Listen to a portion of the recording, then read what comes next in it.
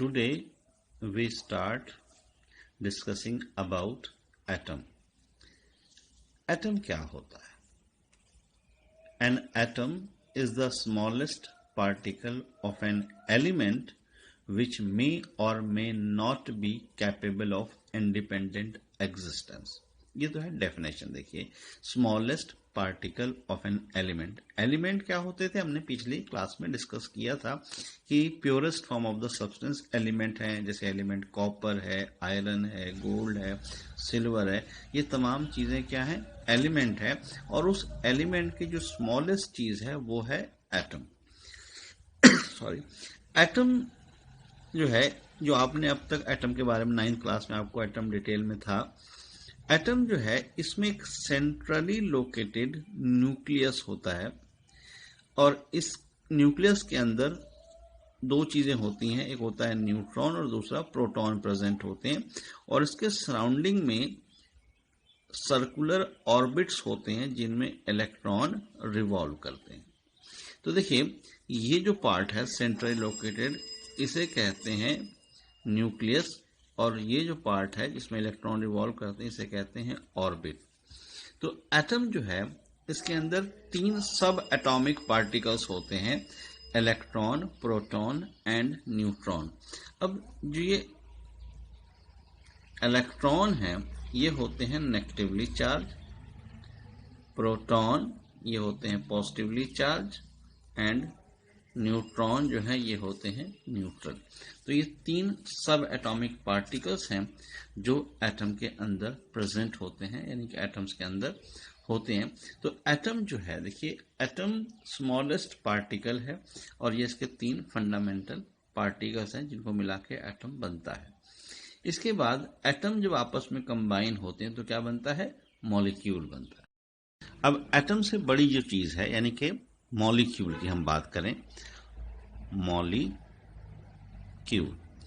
Molecule जब कई सारे एटम आपस में कंबाइन होते हैं तो जो चीज फॉर्म होती है उसे मॉलिक्यूल कहते हैं. जैसे हाइड्रोजन जो है, H प्लस H आपस में कंबाइन होकर H2 फॉर्म होता है.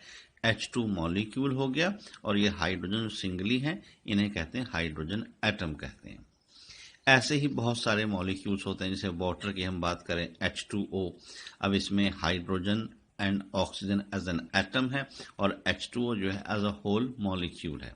मॉलिक्यूल को हम डिफाइन जब करते हैं तो कहते हैं molecule is the smallest particle of an element और a compound which can exist freely. आप कह सकते हैं मॉलिक्यूल जो है, जैसे मॉलिक्यूल में आपको वाटर मॉलिक्यूल है, हाइड्रोजन मॉलिक्यूल है, तमाम तरह के मॉलिक्यूल प्रेजेंट होते हैं. बहुत सारे मॉलिक्यूल्स हैं जिनके बारे में हम डिटेल पढ़ते जाएंगे. अब मॉलिक्यूल जो है, इसको 2 पार्ट में डिवाइड किया गया है. मॉलिक्यूल को 2 पार्ट्स में डिवाइड किया गया है. एक जो है वो होता है molecule of element. Molecules of element. अब ये क्या चीज है? मॉलिक्यूल ऑफ एलिमेंट क्या होता है? तो मॉलिक्यूल ऑफ एलिमेंट का मतलब होता है कि अगर molecule same kind of atom को मिला के बनाया गया हो तो उसे कहते हैं मॉलिक्यूल ऑफ एलिमेंट कहते हैं. इसी को हम होमो एटॉमिक मॉलिक्यूल भी कहते हैं. होमो एटॉमिक मॉलिक्यूल्स भी कह सकते हैं. जैसे एग्जांपल हम ले सकते हैं, हाइड्रोजन हो गया, ऑक्सीजन है, फ्लोरीन है, नाइट्रोजन है. ये सारे क्या हैं? ये सारे मॉलिक्यूल ऑफ एलिमेंट और होमो एटॉमिक मॉलिक्यूल्स हैं. मॉलिक्यूल ऑफ एलिमेंट और होमो एटॉमिक मॉलिक्यूल्स का मतलब होता है when same type of atom combine to form a molecule. Second type of molecule जो हमें है यहाँ पर डिस्कस करने हैं, वो है molecule of compound. Molecules of compound. अब ये मॉलिक्यूल ऑफ कंपाउंड जो है, इन्हें कहते हैं hetero atomic molecule.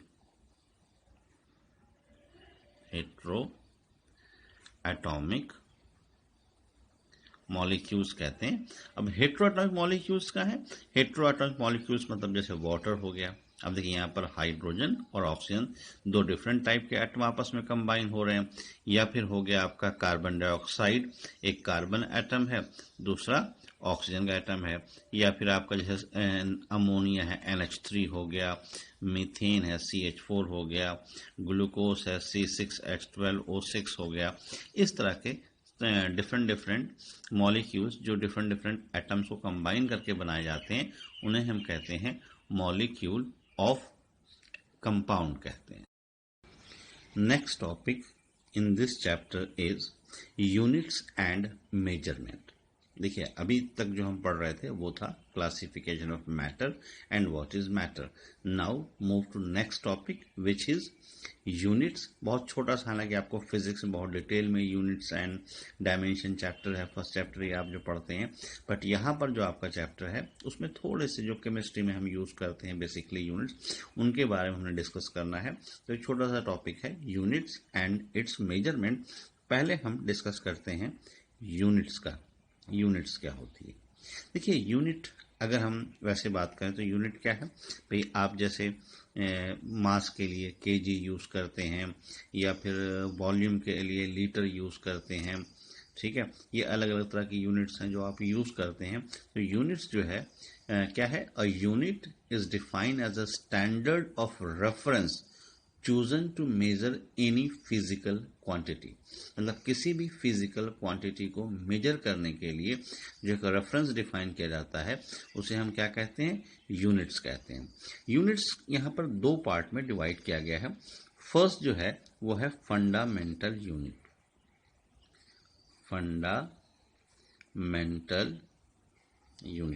Fundamental unit जो है ये 7 बेसिक यूनिट्स हैं जिनका हम यूज करते हैं, इन्हें हम फंडामेंटल यूनिट्स कहते हैं। फंडामेंटल यूनिट्स जो है इसमें देखिए आपका क्या क्या आता है, जैसे हम जो लेंथ है, लेंथ के लिए हम यूज करते हैं मीटर का, मीटर यूज करते हैं, इसके सिंबल होता है M से लिखते हैं। उसके बाद मास जो है इसके लिए हम किलोग्राम का यूज करते हैं, किलोग्राम सिंबल इसका हम यूज करते हैं केजी। उसके बाद इसमें आप आ जाएं मास के बाद टेम्परेचर, टेम्परेचर के लिए हम यहाँ पे यूज करते हैं केल्विन। देखिए अब इंडिया में टेम्परेचर को डिग्री सेल्सियस मेजर करते हैं, बट मतलब इसकी जो बेसिक यूनिट है वो है टेम्परेचर की केल्विन, ठीक है। उसके बाद इलेक्ट्रिक करंट, इलेक्ट्रिक करंट इसका हम यूज करते हैं एम्पियर, एम्पियर जो है इसको हम रिप्रेजेंट करते हैं A से। उसके बाद हम यूज करते हैं इसके लिए अमाउंट ऑफ सब्सटेंस, एक यूनिट होती है अमाउंट ऑफ सब्सटेंस, इसको हम यूज करते हैं, इसके लिए हम मोल लिखते हैं, ठीक है। उसके बाद एक होती है ल्यूमिनस इंटेंसिटी, ल्यूमिनस इंटेंसिटी, इसके लिए हम यूज करते हैं कैंडेला का, कैंडेला शॉर्ट फॉर्म में लिखते हैं इसको, कैंडेला को CD लिखते हैं, ठीक है। तो टोटल कितनी हो गई, 1 2 3 4 5 6, 1 इज मोर 7, एक और रहती है इसमें जो हम यूज करते हैं टाइम के लिए। टाइम के लिए हम यूज करते हैं सेकंड्स का। तो ये 7 फंडामेंटल यूनिट्स जो आपको याद रखनी, याद रखिएगा। Fundamental units means length metre, M से रिप्रेजेंट करते हैं, mass kilogram KG, temperature kelvin K, electric current ampere A, amount of substance mole, luminous intensity candela and time second. ये 7 हमारे पास फंडामेंटल यूनिट्स हैं जिसका हम यूज करते हैं। नेक्स्ट है derived units. Derived units second type of unit. जैसे मैंने कहा था there are 2 types of units, fundamental and derived. Fundamental units 7 basic units जो है यूज होती हैं। ड्राइव यूनिट्स मींस वो यूनिट्स जो फंडामेंटल यूनिट्स को मिला के 1 और मोर फंडामेंटल यूनिट्स को क्लब करके जो बनाई गई हैं उसे हम कहते हैं ड्राइव यूनिट्स कहते हैं। जैसे ड्राइव यूनिट्स में हम वेलोसिटी की बात करें, अगर हम वेलोसिटी जो है ये होती है मीटर पर सेकेंड। अब यहाँ दो फंडामेंटल यूनिट का यूज हुआ, एक मीटर मीन्स लेंथ का, दूसरा टाइम मीन्स सेकेंड का। ऐसे ही हम यूज करते हैं एक्सेलरेशन के लिए मीटर पर सेकेंड स्क्वायर, मीटर स्क्वायर पर सेकेंड। तो ये अलग अलग तरह की यूनिट्स हैं जो आप यूज कर सकते हैं फंडामेंटल एंड ड्राइव यूनिट। उसके बाद एक आपको इसमें ये चीज़ याद रखनी है कि जो यूनिट्स के सिस्टम्स हैं इसमें बहुत अलग अलग तरह के, जैसे हमारे इंडिया में हम टेम्परेचर को डिग्री सेल्सियस मेजर करते हैं जबकि इसकी एक्चुअल यूनिट केल्विन होती है। तो ये यूनिट्स का जो है अलग अलग सिस्टम यूज होता है। जैसे इंडिया में MKS मीटर केजी सेकेंड, या अलग अलग FPS सिस्टम, अलग अलग सिस्टम यूज होते थे, लेकिन इन सब को मिला के जो अब मतलब यूज किया जाता है वो होता है SI सिस्टम। SI सिस्टम का मतलब होता है सिस्टम इंटरनेशनल। सिस्टम इंटरनेशनल जो है ये जो बेसिक यूनिट, जैसे मैंने अभी केल्विन की हम बात कर रहे हैं, तो अब जैसे मान लिया आपको कि डिग्री सेल्सियस में आपको टेम्परेचर दिया, आपको केल्विन में चेंज करना है, तो इसके लिए क्या यूज होता है, kelvin is equals to 273.15 plus degree Celsius. तो इस तरह से आप डिग्री सेल्सियस को केल्विन में चेंज कर सकते हैं। हम नॉर्मली 273 ऐड कर लेते हैं, 0.15 को निगलेक्ट कर देते हैं, ठीक है। जैसे फॉर एग्जांपल आपको मान ली दिया है एक टेम्परेचर है 15 डिग्री सेल्सियस, इसको आपने केल्विन में चेंज करना है। तो केल्विन में चेंज करेंगे तो क्या हो जाएगा, इसको लिखेंगे 273.15 प्लस 15 मीन्स ये हो जाएगा 0.15 288.15, ये आ जाएगा आपका केल्विन में आंसर। पहले किस में था, डिग्री सेल्सियस में था। तो इस तरह से आप चेंज कर सकते हैं।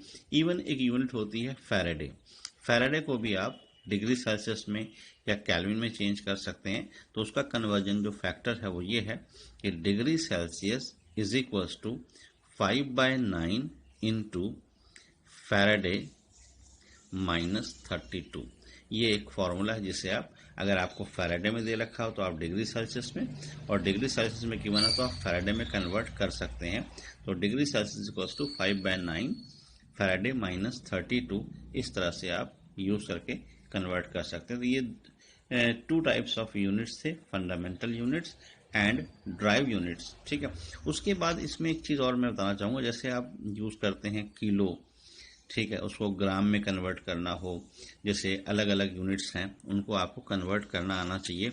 जैसे मान लिया आपको दिया है 1 माइक्रोमीटर, माइक्रो मतलब होता है 10⁻⁻6 मीटर, ठीक है। ऐसे 1 पिकोमीटर, पिको मतलब 10⁻⁻12 मीटर। 1 नैनोमीटर 10⁻⁻9 मीटर, ठीक है। ये इस तरह की अलग अलग कन्वर्जन्स हैं जो आपको करने आने चाहिए। ये कन्वर्जन बहुत ज़रूरी है याद रखना, क्योंकि आगे हम यूज़ करेंगे। खैर आपका इससे डील फिजिक्स में ज़्यादा बेटर होगा as compare to chemistry. Chemistry में इतना ज़्यादा है नहीं इन चीज़ों के बारे में, बट फिर भी जो बेसिक था वो मैंने आपको यहाँ बता दिया।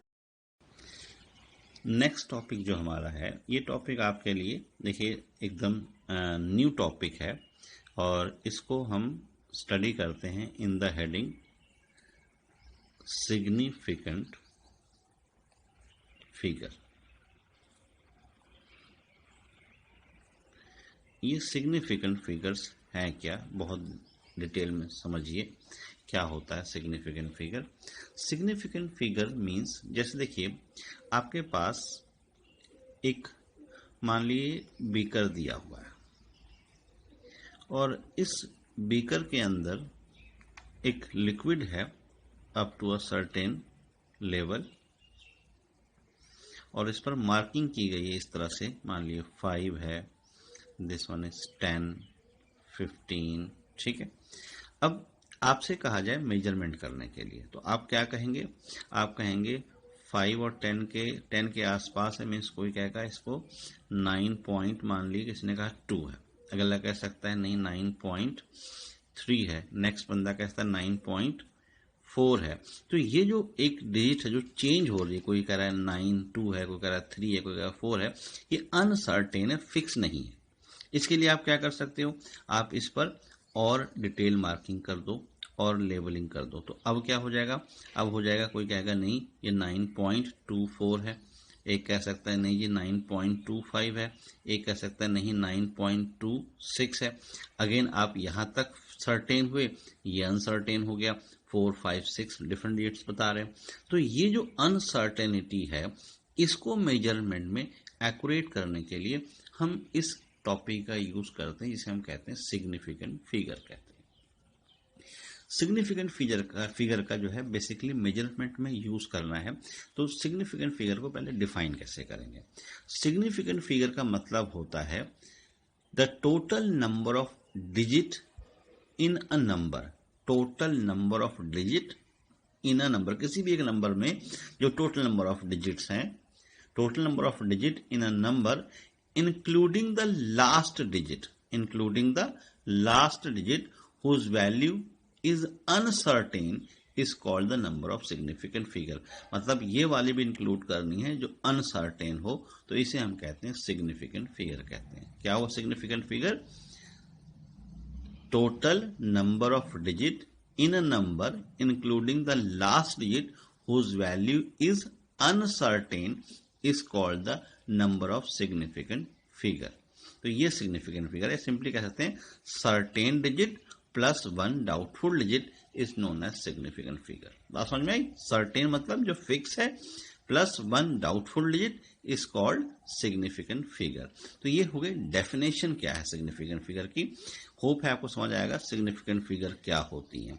तो इस अनसर्टेनिटी को हटाने के लिए हमें सिग्निफिकेंट फिगर का यूज, सिग्निफिकेंट फिगर्स जो हैं इनकी काउंटिंग और इनकी कैलकुलेशंस के कुछ रूल्स हैं जो हमने डिस्कस करने हैं। वो रूल्स क्या क्या है सिग्निफिकेंट फिगर की काउंटिंग के, पहले उस पर डिस्कस करते हैं। तो जो फर्स्ट पॉइंट है काउंटिंग का या फर्स्ट रूल है काउंटिंग का, वो ये कहता है कि all non zero digit as well as zero between the non zero digits are significant figure. पहला पॉइंट क्या है, all non zero as well as zero between non zero digits are significant figure. For example, अब जैसे हमारे पास मान लीजिए ये है 5.467, ये एक आपको नंबर दिया गया है, आपसे पूछ ले कोई कि how many significant figures are present in this digit, तो आपका आंसर क्या होगा, there are 1, 2, 3 and 4 significant figure present in this digit. 1, 2, 3, 4 all non-zero digits are counted in significant figure। साथ में क्या कहा था, zero in between non zero, means अगर ये नंबर इस तरह से होता कि 5.007, then these zero all are also counted in significant figure. क्या था, all non zero digit as well as the zero between the non zero are significant figure, मतलब इसमें भी टोटल 4 सिग्निफिकेंट फिगर्स होंगी। तो ये हो गया आपका first rule zero significant figure को काउंट करने का। जो सेकेंड रूल है सिग्निफिकेंट फिगर की काउंटिंग का, वो क्या है, zero to the left of the first non zero digit in a number are not significant. Second rule is zero to the left of the first non-zero digit in a number are not significant, means अब example देखिए, जैसे आपके पास ये है 0.05। अब आपसे कोई पूछ ले कि how many significant figure are there, then answer is only 1। Why, because these zero are not counted in significant figure. ठीक, ऐसे ही मान लिया आपके पास ये होता 0.0045, then number of significant figure in this is 2. Why? Because these zeros are not counted in significant figure। तो ये हो गया first rule Second rule. Third rule. Third rule is, if a number ends in 0 but these 0 are not to the right of the decimal point, then these 0 are significant figure. For example, जैसे आप देखिए, ध्यान से समझिएगा, आपके पास एक digit है 5.0. 5.0 zero अगर डेसिमल के बाद है तो उसको हम सिग्निफिकेंट फिगर में काउंट करते हैं. यहां पर नंबर ऑफ सिग्निफिकेंट फिगर्स कितनी होंगी? 2 होंगी. If zero comes after decimal then this zero is counted in significant figure. या जैसे मान ली दूसरा एग्जांपल है 2.50. इसमें कितने सिग्निफिकेंट फिगर होंगी? यहां पे आंसर आएगा 3 सिग्निफिकेंट फिगर. जैसे मान लिया आपके पास है 2.500, then number of significant figure is 4. अच्छा, जैसे एक ये है 0.200. अब यहां देखिए, जो ये वाला जीरो है ये सिग्निफिकेंट फिगर में काउंट नहीं होगा, जबकि ये जो जीरो है ये काउंट होंगे. मीन्स आंसर आपका आएगा 3 सिग्निफिकेंट फिगर. तो ये आपको ध्यान रखना है कि सिग्निफिकेंट फिगर के रूल्स क्या है. ठीक है. अब होता क्या है, अगर डेसिमल ना हो देन आप क्या करेंगे? जैसे फॉर एग्जांपल आपको जो है इस तरह का एक डिजिट दे दिया जाए, जैसे आपके पास ये आ जाए कि 10500. अब आपसे बोले कोई कि how many significant figure are present in this digit, तो अब यहाँ पे क्या हो सकता है कि इट may have 3, 4 और 5 सिग्निफिकेंट फिगर. कैसे? देखिए, अगर आप सारे के सारे काउंट करते हैं तो यहाँ पर नंबर ऑफ सिग्निफिकेंट फिगर 5 होंगे, जो 1, 2, 3, 4, 5. ठीक है जी. अब इसी को आप इस तरह से भी लिख सकते हो 1.05 इंटू 10 to the power 4. ठीक है. अब इस केस में number of significant figure is only 3. ठीक है. आप इसको लिख सकते थे 1.050 into 10 to the power 4. Then the number of significant figure is 4. तो इस तरह से यहां पर ये जो रिप्रेजेंटेशन है इसे कहते हैं साइंटिफिक नोटेशन कहते हैं. और इस साइंटिफिक नोटेशन में 10 की जो पावर होती है इसको सिग्निफिकेंट फिगर में काउंट नहीं करते. बाकी जीरोज वगैरह जो हमने पीछे रूल स्टडी किए उसी के अकॉर्डिंगली हम यूज करते हैं. इसे एक्सपोनेंशियल या साइंटिफिक नोटेशन भी कहा जाता है. तो ये है अलग अलग मेथड सिग्निफिकेंट फिगर को मेजर करने के लिए. ये इसको आपने यूज करना है. ये तो की बात किसकी कि काउंटिंग के लिए रूल्स क्या थे सिग्निफिकेंट फिगर की. अब आते हैं कि अगर हमें ऐड या सब्ट्रैक्ट करने हो तो किस तरह के रूल को फॉलो करेंगे, कैसे आप सिग्निफिकेंट फिगर में प्रॉपर सिग्निफिकेंट आंसर ले सकते हैं. अगर 2 डिजिट या 3 डिजिट ऐड करनी हो या सब्ट्रैक्ट करनी हो तो उस केस में आंसर क्या होगा. जैसे फॉर एग्जांपल एडिशन. देखिए, एडिशन एंड सब्ट्रैक्शन, इनके रूल सेम है, एडिशन के एंड सब्ट्रैक्शन के. हमारे पास जैसे ये दे रखा है आपको 4.523, इसके साथ आपने 2.3 ऐड करना है एंड 0.24. ये 3 डिजिट्स आपको आपस में ऐड करनी है. तो आंसर इज ये आ जाएगा 3607. ठीक है, 7.063 ये आपका आंसर होगा जो अकॉर्डिंग टू द एडिशन, जो नॉर्मल आप एडिशन करते हैं. बट आपको अगर क्वेश्चन ये कहा गया हो कि आपको answer according to significant figure देना है, देन ये आंसर करेक्ट नहीं है. उसका रीजन बताता हूं. ड्यूरिंग द एडिशन आपने ये देखना है कि जो आपको वैल्यूज गिवन है 2, 3 और 4 जो भी वैल्यूज गिवन है, इनमें आफ्टर डेसिमल, जैसे इस वाले केस में डेसिमल के बाद 3 डिजिट्स हैं, इस वाले केस में डेसिमल के बाद 1 डिजिट है, इसमें डेसिमल के बाद 4 डिजिट है. तो जो आपका आंसर होगा वो हमेशा होगा जिसमें डेसिमल के बाद लीस्ट नंबर ऑफ डिजिट है. जो आंसर होगा उसमें भी आपको डेसिमल के बाद ओनली 1 डिजिट रखनी है. तो आपका आंसर यहाँ पे आएगा 7.0 is the correct answer. But 7.0 आप अगर आंसर लिखते हैं, इसमें भी एक और चीज हम यूज करते हैं, राउंड ऑफ फिगर यूज करते हैं कि अगर ये नंबर जो 6 है, मतलब after proper number of significant figure, जो नंबर आप ले रहे हैं अगर ये ग्रेटर देन 5 है तो आपका जो प्रीवियस नंबर इसमें 1 ऐड होगा, मतलब आफ्टर एडिंग 1 ये बन जाएगा आपका करेक्ट आंसर। जो आपका आएगा वो आएगा 7.1 इज द करेक्ट आंसर। तो ये चीजें हैं जो आपको यूज करनी है during the addition and subtraction. जब भी किसी आप सिग्निफिकेंट फिगर को आप ऐड या सब्ट्रैक्ट करेंगे तो इस रूल को आपको फॉलो करना पड़ेगा। ठीक है जी। In case of multiplication and division, इसमें जो रूल है वो क्या है, देखिए जैसे आपके पास एक वैल्यू है 4.327 और आपको इसको मल्टीप्लाई करना है 2.8 से। मल्टीप्लाई किया, after multiplication answer is 12.1156, but according to significant figure this answer is wrong. According to significant figure, अब यहां पे क्या करते हैं, जैसे जो दो वैल्यूज आप मल्टीप्लाई कर रहे हैं या डिवाइड कर रहे हैं, इसमें number of significant figure count की। यहाँ कितनी, 1 2 3 4, देयर आर 4 सिग्निफिकेंट फिगर, जबकि इस वाले में कितनी है 2। तो आंसर में आपको वो लेना है जो least number of significant figure होंगी। तो आपका इसलिए करेक्ट आंसर जो होगा वो होगा 12 इज योर राइट आंसर।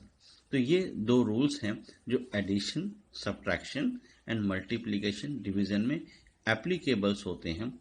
आपको ये ध्यान रखना है कि आपने किस तरह से इसको एक्सप्रेस करना है। जैसे हम कुछ क्वेश्चंस करेंगे और उसके बाद डिस्कस करेंगे फर्दर क्या होता है।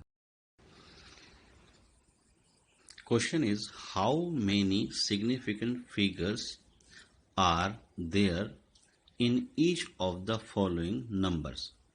तो हमें क्या फाइंड आउट करना है, number of significant figures in each case. तो हम यहीं पे इसके आंसर्स करते हैं। फर्स्ट केस जो है, फर्स्ट केस 6.005। अब देखिए यहाँ पे जैसे आपको मैंने पहले कहा था कि if zero is in between non zero then these zero are counted in significant figure, therefore number of significant figure in this is 4, answer is 4। Second is 6.022 10 to the power 23।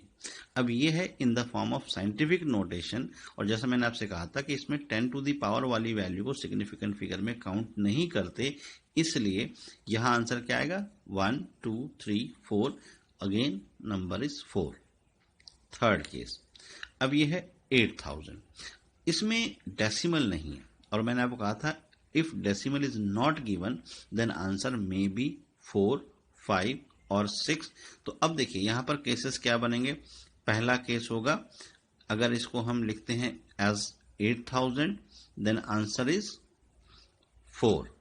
Second case है अगर इसको हम लिखते हैं 8.0 into 10 to the power 3 then answer is 2। Third case अगर इसको हम लिखते हैं 8.00 into 10 to the power 3 then answer is 3। तो according to the decimal places इसके हम आंसर लिख सकते हैं। मैंने 8.0 10 to the power 3 लिखा तो 2 आंसर था। 8.00 into 10 to the power 3 लिखा तो इसका आंसर 3 आ गया। तो डिपेंड करता है कि इसमें अलग अलग केसेस बन सकते हैं। Then next is 0.0025। अब जैसे मैंने कहा था कि अगर डेसिमल पहले जीरो आते हैं तो उनको हम सिग्निफिकेंट फिगर में काउंट नहीं करते, इसलिए यहां आंसर क्या आएगा ओनली 2। Next is pi. अब देखिए पाई की वैल्यू आप जानते हैं 3.14 पॉइंट चलती जाती है, इसलिए इस पाई में अगर आपको ऐसा आ जाए तो हमेशा याद रखिएगा इसका आंसर आएगा इनफाइनाइट, क्योंकि यहां पर फाइनाइट नंबर्स नहीं है, चलते जा रहे हैं, तो यहां आंसर आएगा इनफाइनाइट नंबर। इनफाइनाइट नंबर ये इसका आंसर होगा। उसके बाद नेक्स्ट है 18.5 प्लस 0.4235, इन दोनों का एडिशन करना है। इन दोनों को ऐड करने पर जो नंबर आएगा वो क्या आएगा, देखिए पहले उसको ऐड करते हैं। ऐड करने पे आ जाएगा आपके पास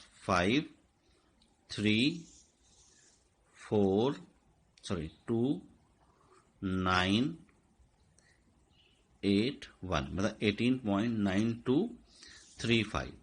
अब क्योंकि जैसा मैंने कहा था कि in case of addition decimal के बाद लीस्ट नंबर ऑफ डिजिट देखने से, यहाँ पर डेसिमल के बाद 1 डिजिट है, यहाँ डेसिमल के बाद 1 2 3 4 डिजिट है, तो हम लीस्ट लेंगे, इसलिए हमें आंसर क्या लिखना है, ये सिर्फ ये वाला पार्ट लेना है।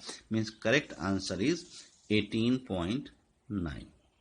18.9 ये इसका करेक्ट आंसर होगा। ठीक है, नेक्स्ट इज मल्टीप्लीकेशन। मल्टीप्लीकेशन की अगर हम बात करें तो इन दोनों को मल्टीप्लाई करने पर जो आपका आंसर आएगा, अच्छा क्योंकि यहाँ मल्टीप्लीकेशन अगर ना भी किया जाए तो जैसे मैंने आपको पहले कहा था, इसमें जिसमें जो दो वैल्यूज आप मल्टीप्लाई कर रहे हो उन दोनों में जिसमें least number of significant figure होंगी वो लेना है। तो यहाँ पर 2 सिग्निफिकेंट फिगर है, यहाँ 4 है, तो आंसर क्या आएगा, 2 सिग्निफिकेंट फिगर। 2 सिग्निफिकेंट फिगर, तो आंसर आएगा 14। ठीक है, 2 सिग्निफिकेंट फिगर, और इसका क्या आएगा, 3 सिग्निफिकेंट फिगर। इसका 3 आएगा, इसका 2 सिग्निफिकेंट फिगर आएगा। तो इस तरह से ये चीजें आपको सॉल्व करनी।